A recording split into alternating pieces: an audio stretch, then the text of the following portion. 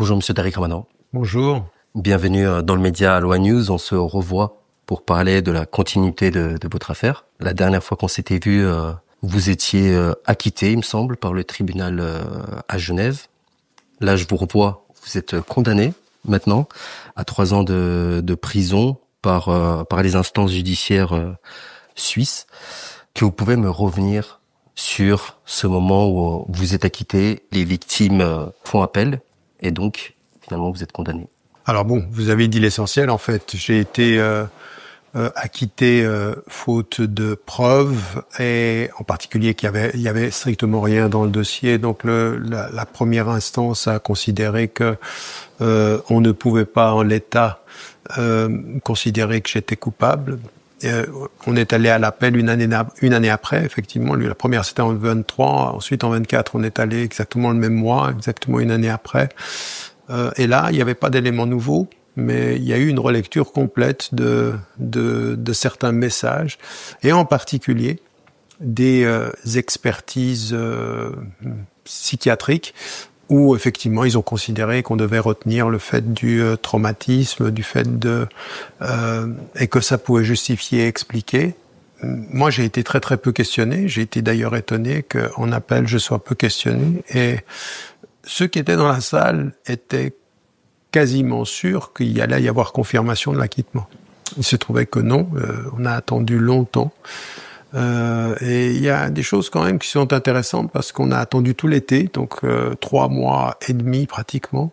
Et puis le 28 août, ils prennent la décision. Nous, on ne reçoit le délibéré qu'à la mi-septembre. Le 29 août, la France décide justement du pourvoi en cassation sur une période extrêmement courte. Donc l'impression qu'on avait, c'est que tout était fait en coordination avec la France. Donc le 28, tout à coup le 29, donc on a 2 juridictions qui sont dans 2 pays différents, mais on a l'impression que tout se joue en dehors et c'est pas la première fois, hein, ça fait 5 fois dans les procédures qu'on est exactement dans le calibrage. Et pourtant, il y a 4 affaires en France, 1 en Suisse, et pourtant ça prend le même temps à quelques jours près, quelques semaines près. Puis voilà. Ensuite, on a fait appel au niveau du tribunal fédéral. Et les premières informations qu'on avait, le fait que la partie adverse a été interpellée par notre appel, par le tribunal fédéral, était un signe qu'ils entraient en matière. Et finalement, ce ne fut pas le cas. Donc, ils confirment, en fait. Le tribunal fédéral, c'est un peu comme la cour de cassation au niveau français. C'est-à-dire, c'est plutôt sur la forme que le fond. Et donc, ils ont confirmé la condamnation. Alors, tout le monde a dit, très très rapidement, que, en fait, ça en était fini, que la condamnation était définitive. Or, il se trouve que non. Aujourd'hui, nous sommes... Parce que pendant l'été, nous avons découvert quelque chose de particulièrement important en France comme en Suisse, et qui fait que maintenant, nous engageons une nouvelle démarche au niveau de la juridiction suisse comme de la juridiction française. Comment vous voyez le fait que 3 tribunaux différents ne retiennent pas votre version des faits? Non, c'est pas tout à fait vrai. La première juridiction, elle retient, puisqu'elle m'acquitte.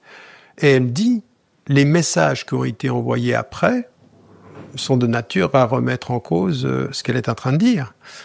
En plus de ceci, la juridiction de première instance met en évidence qu'elle est en contact avec d'autres personnes. Donc il y a bien quelque chose qui est en train de se jouer ailleurs. Donc elle reconnaît tout ça et elle m'acquitte. Il n'y a pas de nouveaux éléments qui viennent changer la deuxième instance. Et tout à coup, la deuxième instance, alors justement, elle fait autre chose. Des messages qui sont explicites sur le fait que elle veut me revoir, que elle rêve de me revoir et qu'elle insiste, sont considérés et pris à ce moment-là, après les événements, comme étant des éléments qu'on peut comprendre par le fait du traumatisme. Et qui justifie et parle de ce traumatisme-là? Non pas les 2 psychologues, mais un psychologue avec lequel elle est tu es à toi, ils se connaissent, ils se tutoient, et ils tiennent pas compte de ceci. Ils disent, mais ces éléments-là sont à lire différemment. Donc, le même dossier est lu là sur le plan factuel et là sur le plan de l'expertise, parlant que de l'expertise. Et donc, ne va pas dans le sens qui était celui de la première instance. Et donc, avec le même dossier, sans nouvelle preuve, c'est 2 lectures, l'une factuelle et l'une psychologique. Et le tribunal fédéral, lui, n'entre pas en matière sur le fond. Il entre en matière sur est-ce qu'il y a eu effectivement, oui ou non, des problèmes de forme. Et nous, on a quand même dit que c'est quand même étonnant qu'il n'y ait pas de nouveaux éléments et qu'en deuxième instance, je suis pratiquement pas questionné. J'ai été questionné sur une chose. J'ai dit mais quelle est votre position par rapport à ce qui s'est passé? Comment interprétez-vous justement ces accusations? Je dis mais moi j'ai 3 hypothèses. La première hypothèse, c'est que, en fait, il y a une volonté de me piéger et je l'ai exprimée tout de suite. La deuxième hypothèse, c'est qu'effectivement, c'est une personne qui a été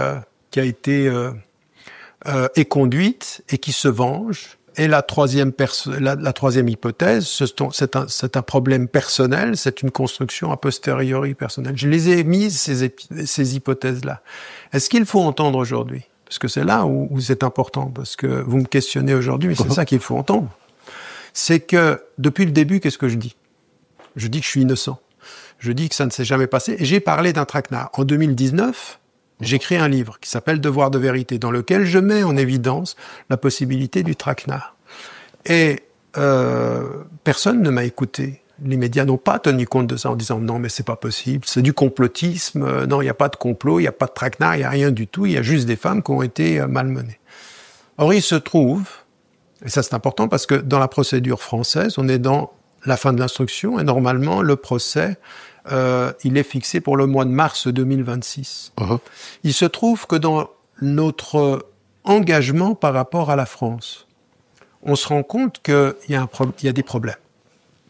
Et qu'on va engager par rapport à la France, alors entendez-le bien parce que ça explique la situation en Suisse. On va engager un certain nombre d'expertises spécifiques sur un certain nombre de choses. La première des choses, parce que l'avocat général en France, sur les 4 plaignants, en enlève 3, en garde 1, qui est la deuxième plaignante. Et il dit, là, c'est la seule personne qui vient avec un certificat médical. Et les 3 autres, il n'y a pas d'emprise, il n'y a rien, on les enlève. Il y a appel à la position sur la base de ce que dit l'avocat général, qui n'en retient qu'une, donc il en a enlevé 3. Et la cour d'appel en retient 3 et en enlève 1. Donc, on est déjà entre les juges, c'est ça qui est intéressant, ça va dans le sens de votre question. Comment on explique que d'un coup 3 juges soient pour, 3 juges soient contre? Je veux dire, soit les faits sont attestés, soit il y a un problème. Je veux dire, on en est là.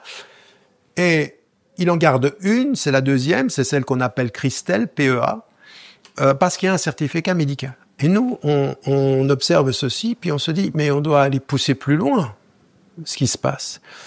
Et on va faire 4 expertises. Pas 1, pas 2, pas 3, 4 expertises. La première, c'est une expertise sur une photo qu'on a retrouvée, où elle dit qu'elle est séquestrée dans une chambre d'hôtel. On a dit comment on séquestre quelqu'un dans une chambre d'hôtel? En général, vous pouvez pas entrer, mais vous pouvez sortir. Donc elle dit qu'elle est séquestrée. Or, il y a une photo d'elle dans une audience où je donne la conférence. On demande à un expert avec les nouveaux moyens techniques. Vous voyez, c'est ça qui est tout à fait étonnant. C'est que le temps qui a passé pour mon instruction a permis à de nouveaux moyens techniques qui permettent d'identifier mieux. Et l'expert dit à 100% c'est elle. À 100% c'est elle. Donc elle n'est pas séquestrée. Qui était dans la salle. Elle est dans la salle, c'est elle, on l'identifie. Première chose. Deuxième des choses, on se dit, mais alors on va regarder les analyses médicales. La nouvelle expertise médicale dit, tout ce qu'elle dit par rapport au traitement qu'elle a et ce qu'elle dit de ses certificats médicaux ne correspond pas à la violence qu'elle décrit. Et plus que ceci, avant la rencontre, elle est, sur la base d'un certificat médical, atteinte d'un problème au genou qui empêche de rendre crédible, qui ne rend pas crédible ce qu'elle dit de ses mouvements. Deuxième attestation, qui là est importante. Pourquoi? Parce que l'avocat général disait, mais elle a des certificats médicaux. Là, on a expertise médicale qui dit, ça tient pas. Et ce qui est le plus important, c'est que, à un moment donné, et j'aimerais que les gens écoutent ceci. Moi, au début, j'ai nié qu'il y avait relation. J'ai dit que je les connaissais, mais j'ai nié. On m'a pris là-dessus, on dit, vous avez menti. En fait, mon avocat de l'époque, c'est celui qui m'avait dit de prendre une position qui était clairement en disant, non, il s'est rien passé. Et moi, ça m'arrangeait parce qu'effectivement, je voulais protéger ma réputation et ma famille. Donc, on était dans un jeu de dupes d'une certaine façon. Lui, il me disait de prendre cette position, puis moi, ça m'arrangeait. Et Pour ceux d'entre nous qui nous écoutent maintenant, il faut qu'ils se souviennent du ministre de la Justice français, Éric Dupond-Moretti, qui dit dans un de ses livres « Il se peut qu'un accusé mente dans une des dépositions pour pousser la partie adverse à amener des preuves. » Parce qu'il est accusé, il ne dit pas la vérité, puis il les pousse. En fait, sans m'en rendre compte, cette position-là a poussé la plaignante française à apporter une clé USB. Et qu'est-ce qu'il y a dans cette clé USB? Dans cette clé USB, il y a une discussion entre une Nathalie et une Sarah. La brigade criminelle voit le nom Nathalie, qui est le même nom qu'elle utilise dans ses échanges avec une autre témoin, et commence à faire des recherches. La brigade criminelle dit, cette Nathalie, ça semble être la plaignante. Mais elle donne ça au juge, et la juge dit, ah non, ça peut pas être elle, puisqu'elle dit qu'elle l'a déjà rencontrée. Pourquoi c'est intéressant? Parce que cette discussion-là a lieu 5 jours avant la rencontre. Et qu'est-ce qu'elle dit? Elle dit, je vais tendre un piège à Tariq Ramadan, fait venir un paparazzi et prendre des photos. 5 jours avant de me voir, il y a un plan. Et donc, ça veut dire que c'est une manœuvre. Il n'y a pas eu de viol, c'est un plan. Mais la juge, elle dit, comme elle dit dans cette discussion qu'elle l'a déjà vu, ça peut pas être elle. Et nous, pendant cet été, on prend ceci, et qu'est-ce qu'on apprend? On apprend par ChatGPT qu'il y a une nouvelle science qui a pris maintenant de l'ampleur dans toutes les juridictions, aux États-Unis, à La Haye, maintenant en France. L'affaire Grégory en parle, et c'est la stylométrie. Et la stylométrie, elle a 3 méthodes. C'est un genre, c'est-à-dire c'est le nom générique qu'on utilise. Il y a la stylométrie. Qu'est-ce que c'est la stylométrie? Alors je vais vous expliquer. Oui. Il y a, en fait, avant on avait la graphologie. Vous écrivez, puis on essaie d'identifier qui a écrit. La stylométrie, c'est votre empreinte digitale en termes de graphologie. C'est de savoir comment vous écrivez. Et donc il y a une stylométrie qui est une stylométrie. C'est une stylistique forensique. On regarde comment vous écrivez et on peut déterminer plus ou moins. Alors, ce sont des experts linguistes qui font ça. Puis, il y a une stylométrie forensique. Celle-ci, elle va prendre les documents et puis par ordinateur essayer de trouver. Puis, vous avez une qui est encore plus poussée, qui s'appelle la stylistique forensique assistée par ordinateur. Celle-ci, c'est la plus reconnue. Et c'est celle-ci que nous, on va utiliser. Qu'est-ce qu'on va faire? On dit, ben voilà, on va prendre ce dialogue entre cette Nathalie et cette Sarah, et on va poser la question. Qui a écrit ce texte-là? Puisque elle dit qu'on le lui a donné. Il se trouve sur une clé USB à elle dit, on me l'a donné. La brigade criminelle dit, nous, on pense que c'est elle. Mais la juge dit, sur la base d'un seul élément, qu'elle ment dans le dialogue, elle dit, je l'ai déjà rencontré. Elle dit, ça peut pas être elle. Et on va faire 3 tests avec 3 personnes différentes. Une fois avec moi, une fois avec une autre plaignante et une fois avec le témoin. Les résultats sont sur 6 tests de 96,8% à 100%, c'est elle. L'experte qui est aux États-Unis, que moi je connais pas ni d'Ève ni d'Adam, elle écrit, la personne qui a écrit ces messages est effectivement PEA, Christelle. Donc on est sans appel. Mais c'est pas fini. Nous, on continue les recherches et on fait une 4e expertise, qui est une expertise informatique. Et l'expertise informatique, elle avait un blog qui s'appelle Mon Intime Conviction. Pour qu'ils ne le savent pas, Mon Intime Conviction, c'est le titre d'un livre que j'ai écrit en 2009. Et j'étais chez Ruquier en septembre 2009. La rencontre, elle a lieu en octobre. Et le 9 octobre, le site était déjà présent et était déjà avec des textes qui étaient malveillants contre moi. Elle a dit non, je l'ai fait après et je l'ai antidaté. Pourquoi faire? Alors elle dit pour éviter que je sois attaqué pour diffamation. L'expertise informatique dit ça ne tient pas. Cette blog-là existait avant. Et d'ailleurs, il existe, d'après l'expert, depuis le février 2009. Et moi, elle prend contact avec moi en janvier 2009. Donc, la preuve qu'il y avait quelque chose qui était préparé avant. Ce que les gens doivent savoir, c'est que cette plaignante, elle est d'extrême droite. Elle a fait les Ça, c'est reconnu qu'elle soit d'extrême droite. Non, oui, non, bien sûr. Elle a fait les sites de Marine Le Pen, et un chercheur qui s'appelle Verneret, quelqu'un qui fait des investigations, a écrit tout un article sur elle. Elle l'a attaqué en justice, il a gagné, parce qu'il apportait tous ces éléments-là. Faut comprendre une chose, c'est que cette plaignante-là, elle a menti sur 3 choses. Elle a dit qu'elle n'était pas en contact avec la plaignante suisse. Elles sont en contact depuis 2009. On en a eu les preuves. Elles ont été obligées toutes les deux de le reconnaître. Elle est en contact avec Caroline Forest, les 2 plaignantes, depuis 2009. Et en plus de ceci, elles vont être en contact avec des milieux qui sont complètement opposés à moi. À l'époque, elle dit, elle est en contact avec Alain Soral, qui à ce moment-là est plutôt dans une position d'opposition. Il faut savoir qu'Alain Soral a déposé dans l'affaire française en disant « ces 2 femmes mentent. Je les connais, elles mentent. » Donc, il dit « elles mentent, il n'y a pas eu viol. Ils m'ont jamais parlé de viol. » Je viens avec des faits scientifiques. Et je demande que justice soit faite. C'est-à-dire qu'on regarde les faits. Ce que je représente, le fait qu'on n'aime pas que je sois engagé pour l'islam, engagé pour la Palestine, qu'on m'en veuille de mes pensées est une chose. Qu'on mente sur les faits en est une autre. Et donc, de ce point de vue, là, ce que je vous dis est totalement nouveau. Ça vient de tomber le 5 septembre, on a reçu les rapports. Le premier rapport par rapport à la France, et qui nous dit, attendez, c'est elle. Et donc, c'est elle, ça veut dire qu'en fait, c'était prémédité. C'était un plan pour me faire tomber. Donc, ce que je dis depuis le début de cette affaire, puis ensuite, dès que je suis sorti de prison, je l'ai écrit dans mon livre. Non content de cela, qu'est-ce qu'on fait?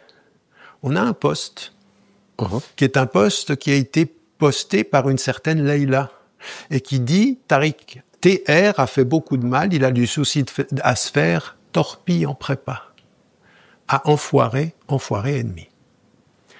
Ces éléments-là, on les donne à la même experte, et qui fait la même chose. 3 tests, avec 2 méthodes différentes, ça veut dire 6 fois.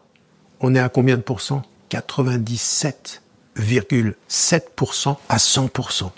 Réponse et conclusion de l'experte. Celle qui a écrit ce poste est la plaignante suisse nommée Brigitte. C'est son surnom. Elle a un autre nom, mais on l'appelle Brigitte. Et donc, qu'est-ce que ça veut dire?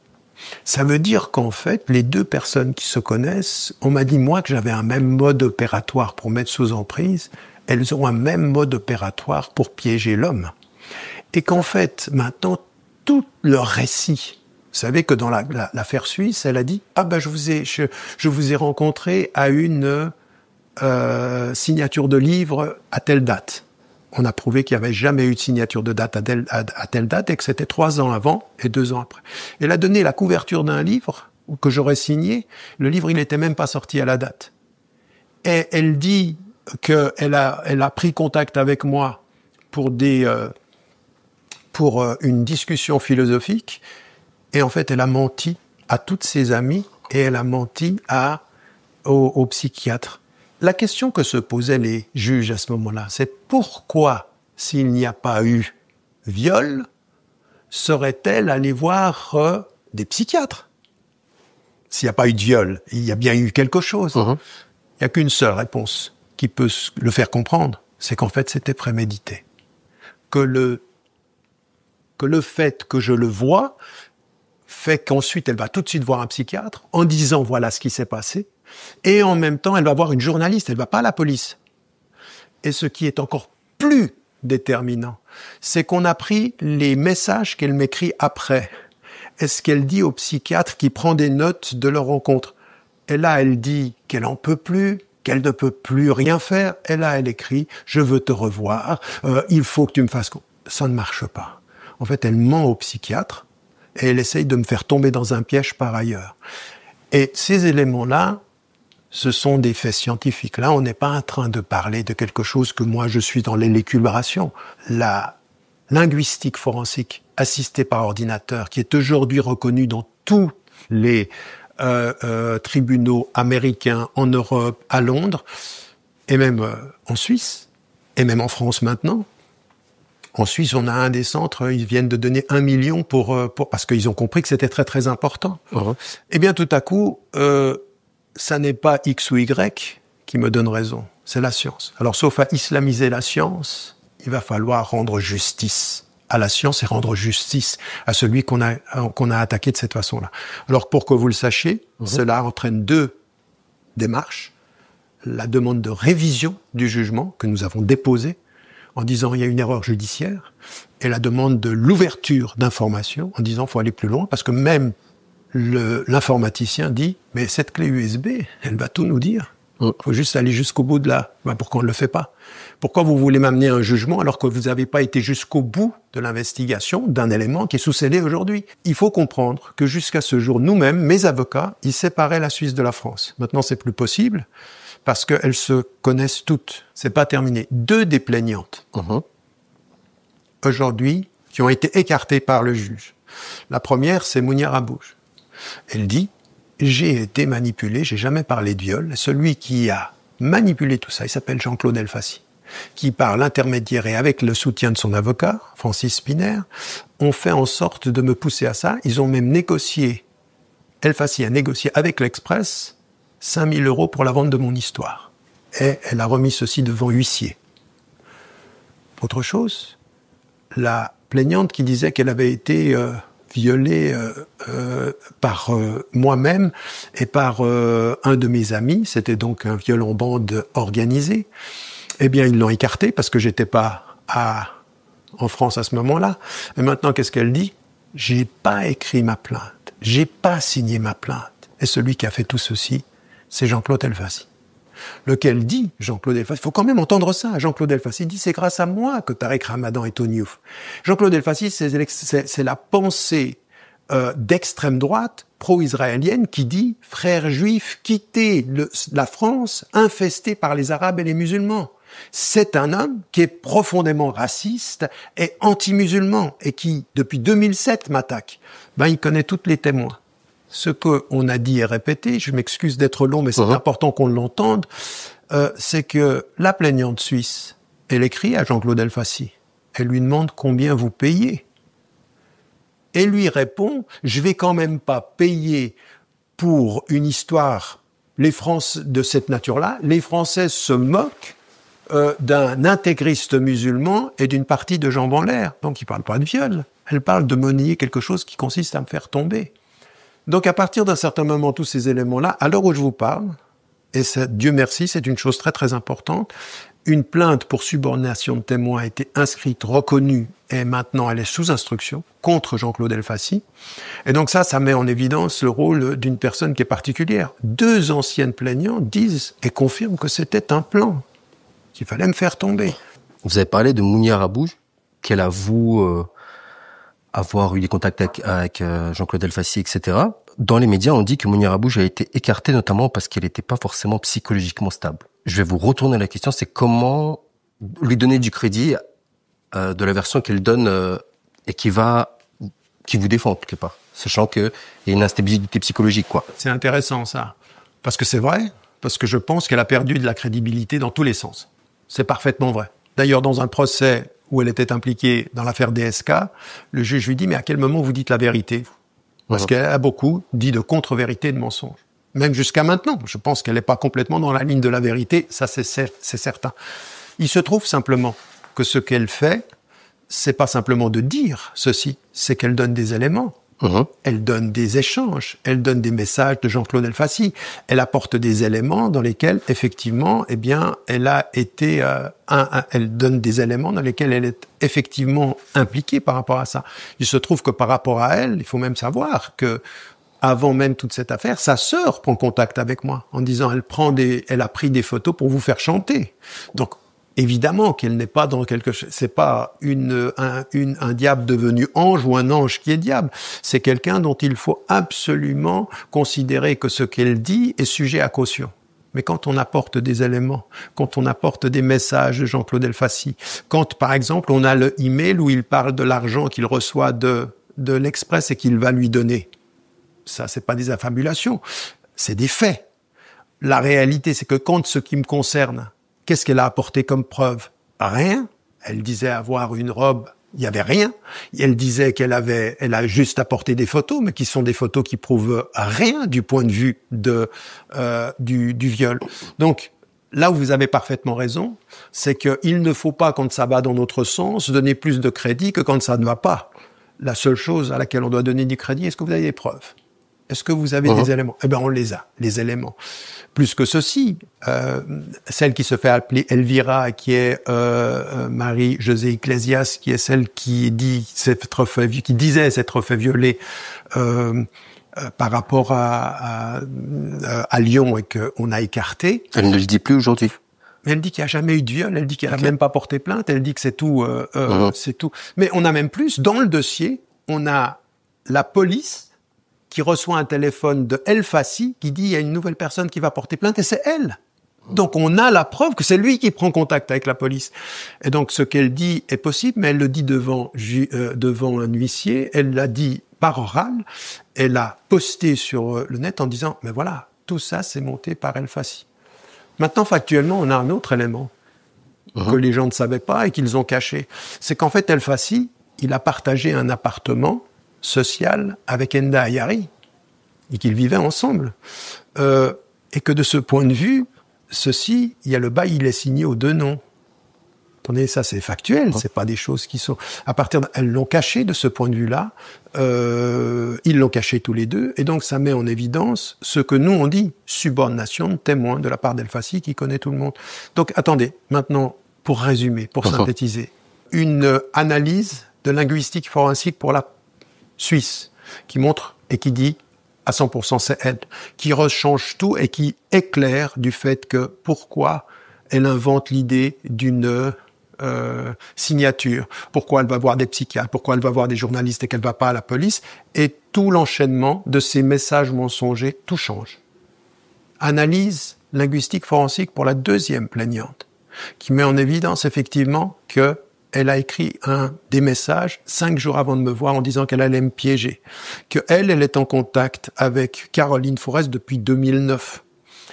Qu'elle est d'extrême droite, pro-Marine Le Pen, avec des propos antisémites et anti-musulmans. Enda Ayari, elle est en contact avec El Fassi, qu'elle a vécu avec lui pour se retourner contre lui après, et que lui dit qu'elle ment sur le viol après. Lui, maintenant, il la traite de menteuse. Ils se sont séparés, il la traite de menteuse. Lui, il espérait que tout allait être concentré sur la deuxième plaignante. Ça, c'est les deux éléments qui sont importants. Troisième chose que l'on a, 2 anciennes plaignantes qui disent que ce sont des manipulations et qu'elles ont été instrumentalisées. Donc, à partir d'un certain moment, je veux dire, jusqu'à où va-t-on pousser l'aveuglement volontaire? Les faits parlent et les faits sont têtus. Moi, je ne demande aucun traitement qui soit autre que celui d'un citoyen ordinaire. Maintenant, si vous voulez en découdre avec moi sur le plan de ma pensée, jouez-la à la régulière. C'est-à-dire dans le débat. C'est-à-dire si on a quelque chose à me reprocher sur ce que je pense, sur ce que j'ai pu dire dans le soutien au peuple africain ou le soutien au peuple palestinien ou par rapport à l'islam, faites-le à la régulière. Mais si je gêne les coups en dessous de la ceinture et l'instrumentalisation de tout ceci, parce qu'en fait, ces femmes, elles ont menti à la justice, manipulé les faits, instrumentalisé la cause des femmes et désorienté toute la campagne de MeToo en utilisant ceci, parce que c'est exactement tombé à ce moment-là. Il faut quand même que les gens se rendent compte, si vous donnez crédit à ça, eh bien, voilà, maintenant, ma défense, elle est scientifique. Maintenant, venez contredire ces éléments-là. Faites toutes les analyses linguistiques, stylistiques, forensiques que vous voulez, et on verra. On verra. Parce que là, nous, maintenant, on est persuadés parce que même quelqu'un, moi, j'ai fait littérature, même quelqu'un qui fait linguistique et qui regarde les styles, attendez, vous savez, on a ce qu'on appelle des similarités qualitatives. Donc, par ordinateur, c'est quantitatif. On fait la stylistique, c'est qualitatif. C'est aller voir le style.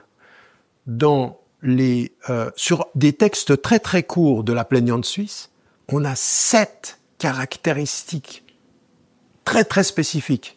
Et ChatGPT, à son niveau, c'est même pas les spécialistes, dit elle a une signature stylistique. Donc ça c'est un. L'autre, vous savez combien on en a? stylistique entre les deux. Qu'est-ce qu'on veut de plus? Jusqu'à où va aller l'aveuglement? Donc moi, ce qui m'intéresse aujourd'hui, je suis content que vous me donniez la parole en me donnant de permettre. Parce que ce qui est le plus important, c'est il faut en faire une affaire de justice, de droit et on s'en tenir que les faits. Mais on ne doit pas, vous comme moi, sortir de cette affaire sans faire une réflexion sur l'instrumentalisation du droit à des fins idéologiques. Parce que c'est ce que j'ai subi. Moi, j'ai perdu ma santé, j'ai fait 9 mois de prison, 9 mois de ma vie, ça a bouleversé ma famille, comme ma femme, comme mes enfants, ça m'a fait perdre mon travail, ça a empiré ma sclérose en plaques, et puis ce qu'ils voulaient, c'est essayer de me couper de la base. Et d'une certaine façon, ils y sont parvenus, parce que beaucoup de personnes ont peur, même s'ils me soutiennent de façon... il y en a qui ont peur, parce qu'ils ont réussi à répandre la peur par rapport à ça. Donc à partir d'un certain moment, face à la justice, imposons la science, et par rapport à l'instrumentalisation politique, cherchons les enseignements.